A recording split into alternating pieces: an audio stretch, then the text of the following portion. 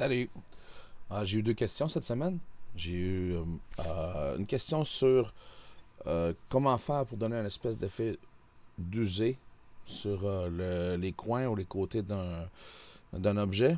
Pour par exemple les fusils ou les vieux guns, des graphings par exemple qu'on pourrait mettre en texture ou n'importe quoi de ce genre-là. Et une autre question qui est en rapport à un bocal ou un objet transparent, peut être une ampoule, ça peut être bien des trucs. Est-ce qu'on fait l'épaisseur, est-ce qu'on la fait pas? Dans quelles circonstances que ça s'applique? On va regarder ça, je vais essayer de faire ça vite.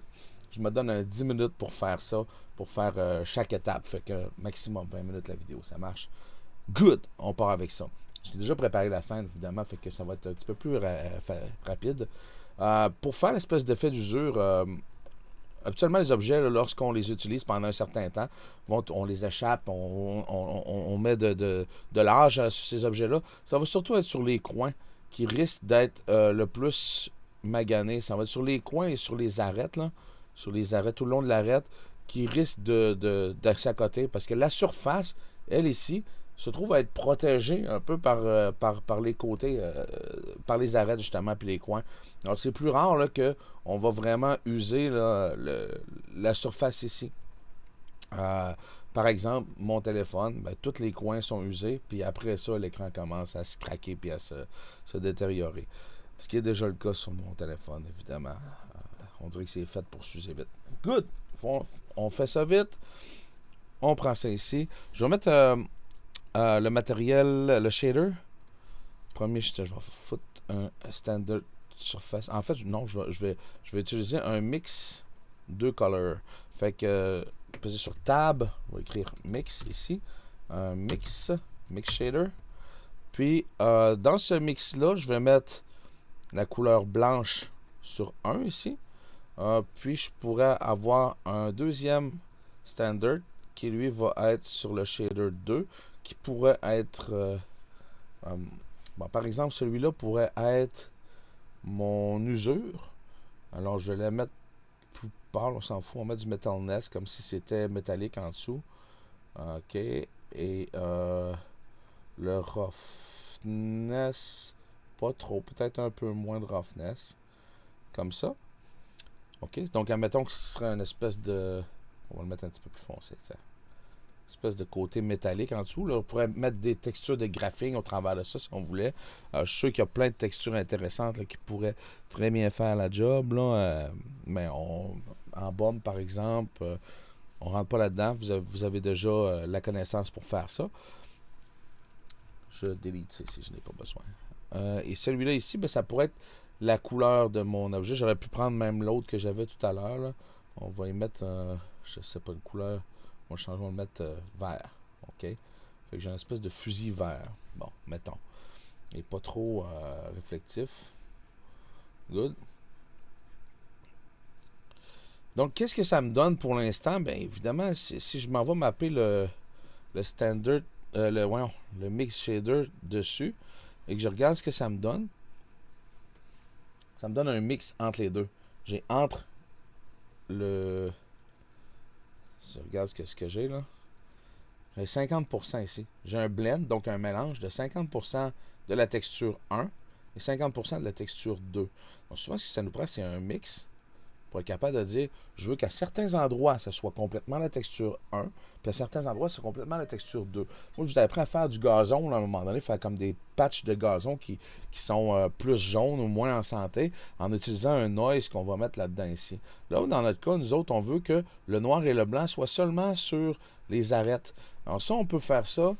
On pourrait faire l'inverse, par exemple, en utilisant un ambient occlusion. Fait que comme ça serait juste dans les crevasses qu'on aurait ça. Nous autres, c'est le contraire. On veut que ce soit sur ce qui est convexe, pas ce qui est concave. Alors, on va aller chercher ce qu'on appelle dans les textures le AI Curvature. Le curvature, il va détecter justement sur notre objet quelles sont les pointes et les parties qui sont convexes. Puis, il va nous permettre justement, je vais ramasser juste un des channels, par exemple celui-là ici. Et là, si je l'édite, bien évidemment, il y a plein de settings à faire. On va juste regarder ce que ça donne pour l'instant. Vous voyez tout de suite, là, on commence déjà à voir le résultat que je voulais. On a. Puis je vais mettre le. Je vais le mettre beaucoup plus mat. Le. Celui-là. Voyons. C'est celui qui est vert. On va monter, ouais. Ok, donc je vais le mettre un petit peu. Je vais mettre zéro réflexion. Aucune réflexion dessus. Puis comme ça, on va vraiment être capable de différencier là, euh, la peinture, si on veut, une peinture mat, de les parties usées, où est-ce qu'elle est plus transparente. On va exagérer un petit peu aussi là, le metalness pour l'exemple. Donc vraiment, comme si on avait du métal. Là, pour ce qui est de jouer maintenant avec les settings, vous allez le voir. J'essaie de me servir juste d'un écran, là, ce qui n'est pas évident. On a les settings qui sont ici. Vous voyez là, ce qu'il détecte, c'est le convexe. Je sais pas s'il va faire le concave aussi, fait que ça ferait comme une espèce d'ambi-occlusion. Hein? OK, ils font pas besoin vraiment le AI curvature sans faire les deux. Je m'en suis jamais servi pour le concave. Évidemment, chaque fois j'avais besoin de faire une espèce d'accumulation de neige le long des murs ou de la poussière ou de la crasse ou peu importe. Je me sers tout le temps de l'ambi-occlusion pour le mix shader. Donc, c'est le fun de savoir que le AI curvature peut le faire. Euh, OK, donc pour ce qui est du radius, ben, 0.05 va nous minimiser la zone sur laquelle il va être dans laquelle ça va faire le contraste entre les deux textures. Le spread, j'ai pas utilisé le spread. Ça me fait, ce qui fait la même chose. Parce que c'est comme l'ambi-occlusion, là, ouais, c'est ça. J'y toucherai pas trop, là. Avant de tout scraper, là. Non, on va remettre ça ici, là. Donc, le spread, ce que ça va faire, c'est que ça va être l'espèce de dégradé qui va se faire. La longueur du dégradé qui va se faire. Puis le radius, ben, lui, c'est à quel point on veut utiliser la texture numéro 1 en rapport au pourcentage de texture numéro 2 qui est utilisé. Ça, c'est la première question. Right? Deuxième question. Comment est-ce qu'on fait pour faire un objet transparent? Oui, on va faire habituellement l'épaisseur de l'objet parce que c'est important pour notre... on va créer un nouveau... je sais que vous ne voyez pas ce que je fais là, mais on va l'appeler bocal. Alors, pour ce qui est du modeling, là, oui, j'ai besoin de faire l'espèce d'épaisseur. Comment est-ce que je fais pour faire l'épaisseur? Ben, si par exemple, je décide de faire un bocal.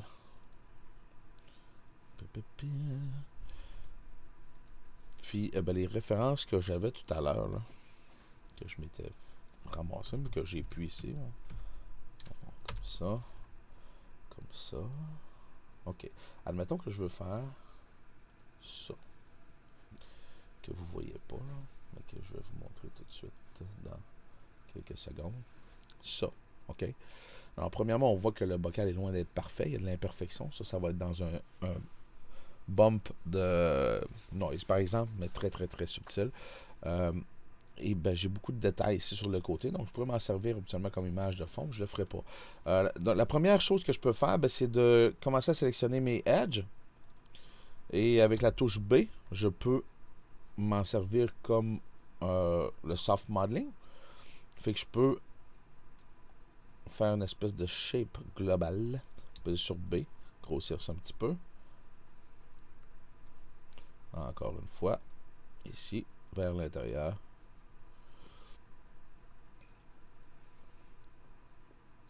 Right. On repèse sur B. Je sais pas, ça ressemblait à ça un peu? Qu'est-ce qui arrive ici? Là? Je vois un edge qui est en dessous. Ouais, probablement. Alors... Et toi aussi. Tiens, pourquoi pas? Monter un petit peu, là.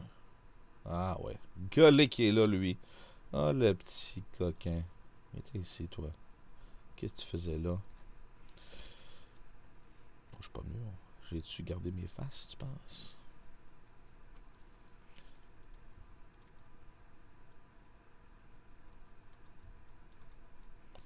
Un peu, là. Vous allez dire, Marco, tu fous de la merde. solidement. J'essaie juste d'arranger mes gaffes. OK. Alors, si par exemple, là, je délite ces faces-là, il ne voudra pas, hein? OK. Je pourrais les sélectionner comme ça. Puis désélectionner le reste. Puis probablement que j'en ai ici. OK, delete. J'aurais pu juste sélectionner le haut, ça aurait fait pareil. OK. Oh, j'ai une boule rouge dans mon pot. Alors, pour faire la face, pour faire l'épaisseur, je pourrais faire une extrusion vers l'intérieur, j'imagine. Je ramasse toutes les faces. Je pèse sur Shift et je le scale vers l'intérieur.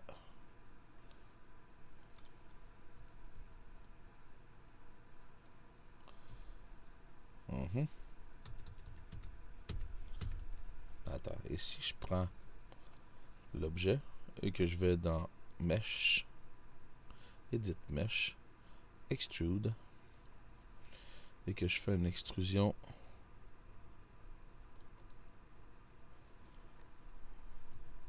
pas mal beau. Ça fait la même affaire dans ces deux axes-là. OK. Ouais, ça pourrait faire... Est-ce que ça, c'est l'intérieur, ça?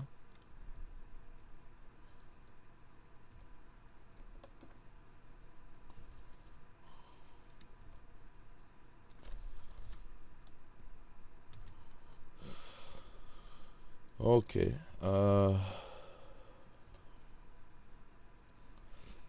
Mettons. Donc, Mesh Display Reverse. On va mettre du bon bord. OK, ça, là, je pense vraiment que... On va les sélectionner de la même, là.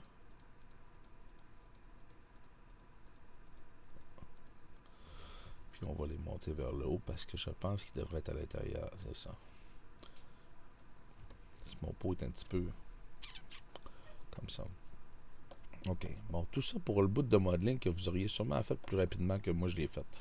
Alors là, je me trouve à avoir une épaisseur. La différence avec ça...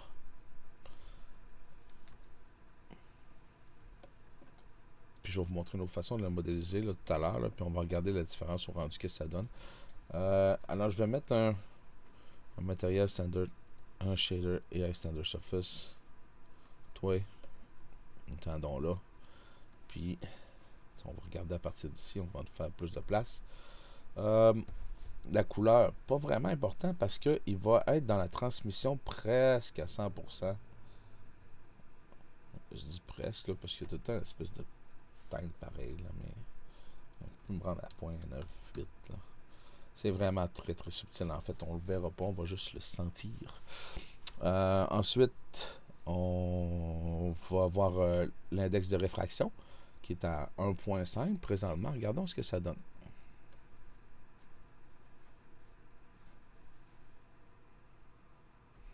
OK. Alors là, je suis loin d'avoir de la transparence complète parce que j'ai beaucoup de roughness sur la réflexion de la lumière. Alors, mon roughness, je vais le diminuer. Peut-être même le mettre à 0. 0. Ça ressemble beaucoup plus à un bocal. Là, il est un peu rough. Peut-être que je pourrais tricher puis faire ce que je dis, pas ce que je fais. OK, arrête de faire le rendu. S'il te plaît, merci. Object. Puis je pèse sur 3. Ouais, j'ai fait ça. Non, Marco, t'as pas fait... J'ai fait ça. J'aurais pu utiliser l'autre à la place. Là. Bon, OK. Fait que là, on a un bocal qui est quand même très, très beau. Quoique, vous voyez là, les petits triangles ici en bas, là? Ça, c'est quand vous avez des triangles, justement, ce qui est le cas, là, et vous décidez d'utiliser une subdivision comme ce que je viens de faire, là, ben, ça nous fait des problèmes comme ça ici. On pourrait dire que c'est dans le design, c'est fait comme ça, c'est comme le dessous des tasses, hein. C'est fait comme ça, ça s'était long à faire, ça n'a pas été facile à modéliser. OK, donc ça c'est fait. Pourquoi j'ai un... Bon, OK, merci. Maintenant, l'espèce d'imperfection, on va faire ça super rapidement. Je m'en vais garocher un AI Bump 2D dans le normal camera. Puis je vais ramasser un Maya 2D texture noise. Ça, c'est super beau, ça. On va ramasser le rouge de ça dans le bump map. Ça devrait être pas mal beau. Là, après ça, je peux augmenter mon... il est à 0.01. On verra si j'ai besoin de l'augmenter ou pas. Render.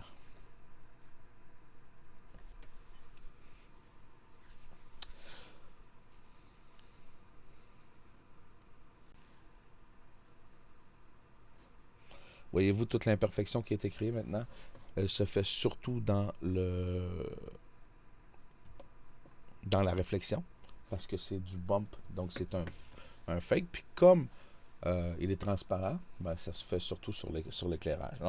Ouais, donc là, mon bump est ici. On va l'exagérer pour que vous le voyez comme il faut, peut-être 10 fois plus fort, mettons.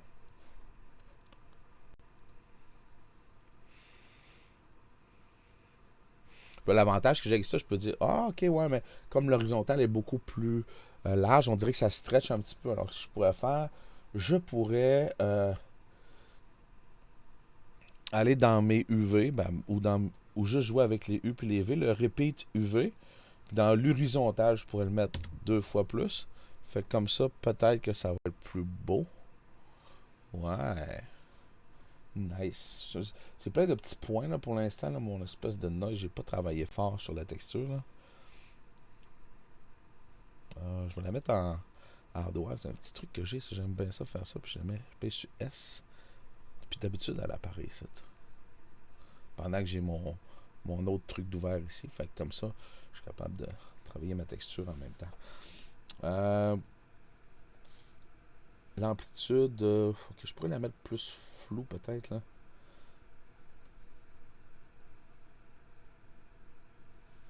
Ok, plus de détails, good.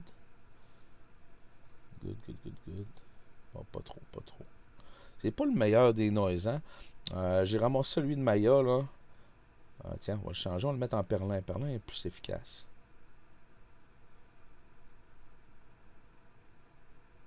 Ça là, ouais. Ça, j'aime ça. On va quand même essayer d'aller chercher un petit peu de contraste pareil là. Good. Ça, j'aime ça. Ça va être beau là. À mon avis, ça va être super beau. Ah oui, là, on voit vraiment toute l'imperfection qu'il pourrait avoir dans le verre. Alors, ce qu'il me reste à faire, c'est d'y foutre un bump des plus subtils. Alors, pour l'instant, je suis à 0.1, 0.01. C'est peut-être exagéré encore. 0.005. Ouais, c'est cool. Alors, les objets qui sont à l'intérieur se font déformer, mais les objets qui sont derrière également. On va pas grand chose. Hein? Toi, on veut te voir ici. Ouais, ça fait très déformé. Alors, ça, c'est une façon de faire. Ok, maintenant, je vais garder le matériel, puis comme ça, je vais l'appliquer juste sur mon autre modeling que je vais faire. On va le faire juste à côté ici. On va se servir d'une courbe. Create. Curve. Non, je fais là. Moi, je suis pas là pantoute. Curve ici. On va prendre celle-là. Ah ouais, j'aurais aimé ça de travailler au centre, parce que j'aime bien ça travailler dans le centre quand je fais du modeling. Fait que, lâche-moi. Toi. Oui, toi. Select. Tasse-toi. Haute-toi dans la rue. C'est quoi, c'est une courbe? J'avais commencé à faire une courbe, quoi? Ouais. Ok. Tasse-toi. Plus de voir. Je veux plus de voir. C'est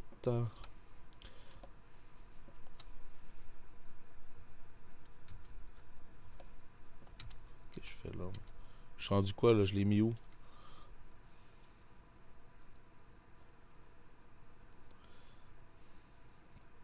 Front. Ok, bon. Des fois, quand tu essaies d'aller vite, tu sais. Alors, l'avantage que j'ai avec ça, ben, c'est que je peux aller chercher la shape que je veux exactement. Là, une espèce de... je peux le faire avec l'autre aussi. Là. C'est juste que je voyais que mon modeling n'était pas yable. Là. Mon talent de modeleur était douteux. Alors ça, je choisis l'épaisseur que je veux, peut-être plus épais dans le bas, un peu comme c'est ici. Poup, et je fais la moitié de ma shape. Une fois que j'ai terminé Complete Tool, oui, ça va être là, ça. Ok, alors, je peux l'éditer. Oui. Peut-être plus avec contrôle vertex que je vais avoir un succès. Ok, c'est toi le problème. Ça sera pas bien plus beau, mais... Oh, come on. Toi. Ouais, comme ça, c'est pas pire. Ok. Alors, ça, je peux ramasser maintenant ma courbe. Et je vais aller dans Surface. On va faire un Revolve. Comme la poterie, un peu. Et là, maintenant, le Revolve m'a créé cette espèce de petit pot-là. Ce petit pot de beurre que j'ai... Pas la même shape que l'autre exactement, mais... Ok, vous autres, là. Ouais, toi. Vita. Puis toi. Vita. Ah non, je parle. Mes chiens pensent que je leur parle. Évidemment, c'est sûr que si je dis des Vitans, ils vont être tout contents. Ok. On fait un petit rendu.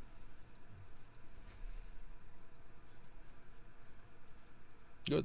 On a un deuxième pot.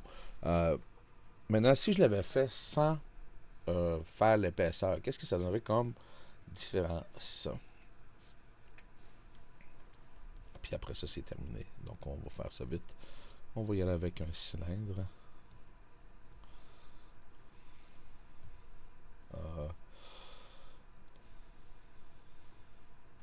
Hop, c'est quoi? Pour comparer la courbe avec la courbe, je vais me faire une nouvelle courbe. On va tout ramasser ça en place.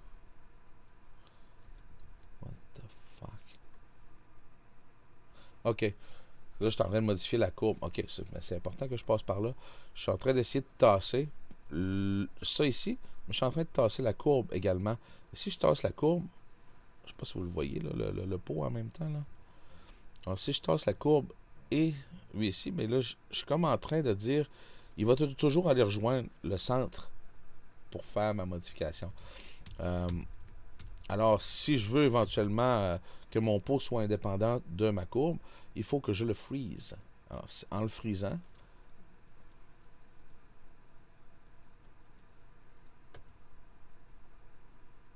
ok, t'as peu. J'ai freezé, mais on va déliter son historique. Voyons, tabarouette. Ah, fais-le sur. Tiens, on fait les deux pour être sûr. Toi, t'as. Là, maintenant, je suis capable de même déliter ma courbe si je veux. Il n'y a pas de trouble, mon pot ne se délitera pas. Alors, pour qu'il soit indépendant, là, on le freeze. Puis on délite notre historique pour être sûr que ça ne reste pas toujours. Surtout lorsqu'on a terminé de travailler sur notre objet. Maintenant, Marco, vite, envoie. Tu vas dépasser ton temps, Marco. C'est peut-être déjà fait.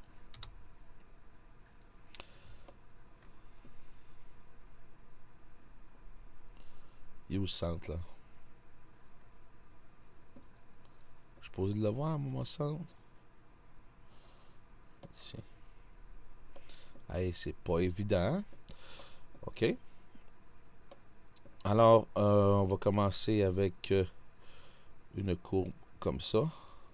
Qui va comme ça sur le côté. Puis qui monte comme ça.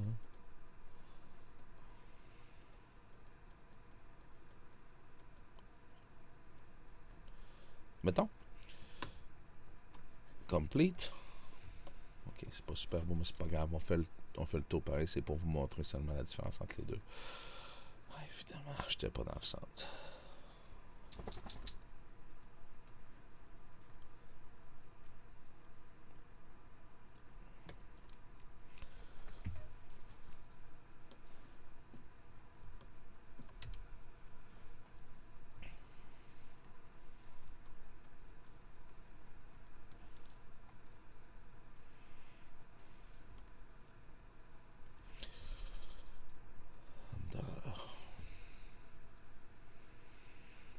voyez-vous la différence?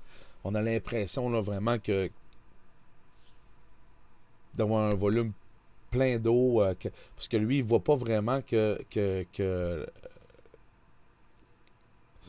on a juste une surface, puis avant qu'il retrouve l'autre surface, ben c'est super loin. Fait qu'il va que le shader va donner l'impression que le verre est très très très très épais.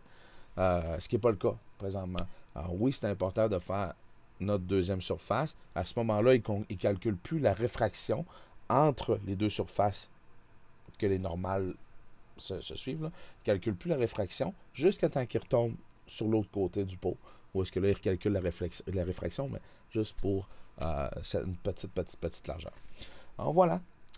C'était plus long que prévu finalement. Hein? Combien de temps? 25 minutes. OK, bye bye.